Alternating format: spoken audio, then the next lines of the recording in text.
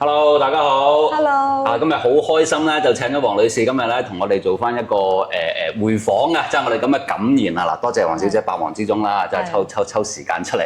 唔好客氣。係啊，嗱咁啊有幾個問題咧，就想請教黃女士呢邊嘅啦。第一個咧就係嗰陣時係點樣知道我哋博耀呢一邊嘅？都係透過朋友宣傳咯，咁同埋即係朋友搭朋友咁樣知道咯。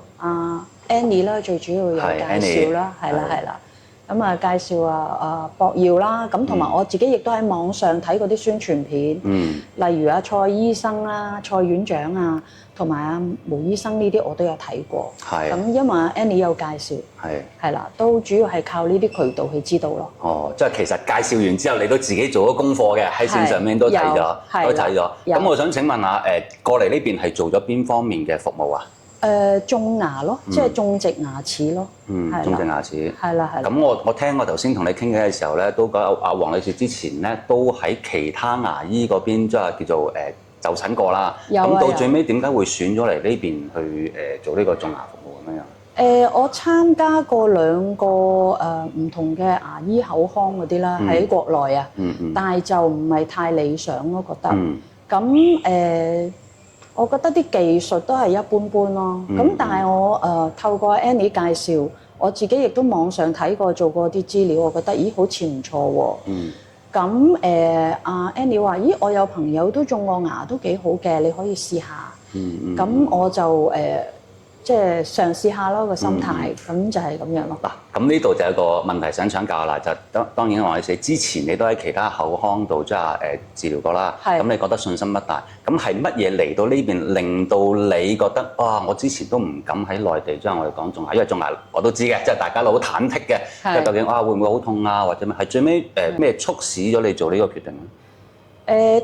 一來真係驚會痛啦，咁同埋最主要咧，我問過 Annie， 佢就話廣東話啦，咁變咗我同醫生嗰個接觸啊或者傾談方面可以直接啲咯。係，因為有時國語我驚我自己有啲聽得唔清楚，或者醫生聽得唔清楚，變咗會做得唔係咁好啊。咁最主要就係廣東話啦，同埋都係朋友介紹咯，咁我又覺得都可以嘗試下咯。可以嘗試下嘅。係啦。咁我亦都想問話喺成個我哋講嘅服務過程中啊，對於嚟講你嘅最深刻體驗係邊一 part 咧？最深刻啊，就係唔痛咯。就最中意唔痛。係啊，啱啱種咗2隻牙嘅嗰個牙嗰啲叫裝啊牙裝。係。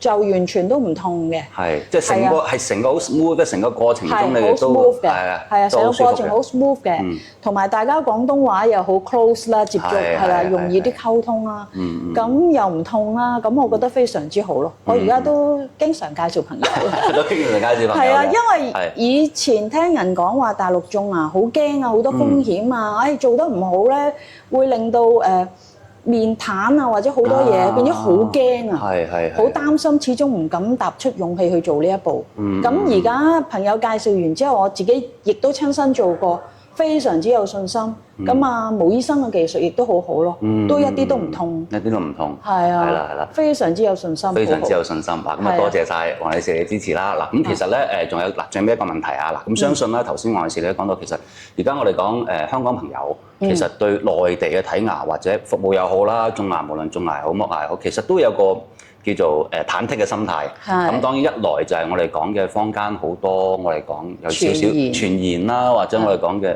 負面嘅消息啦，係啦。咁其實黃女士你經歷過成個過程啦，咁你有冇一啲你自己嘅相關嘅心得或者你嘅諗法去 share 俾我哋目前嘅即係忐忑緊嘅朋友點樣去做出呢一步咧？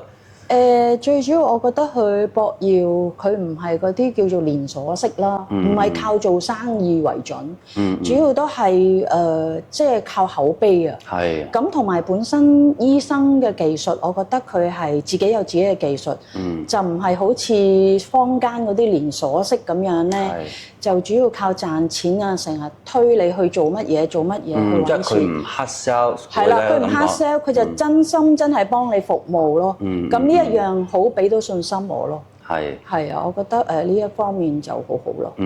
同埋都要大家自己做下功課啊，好似我哋咁樣，即係線上面做啲功課對比下。係，因為我上 YouTube 亦都睇過，博耀佢係本身自己幾個醫生自己組合一個口腔服務啊。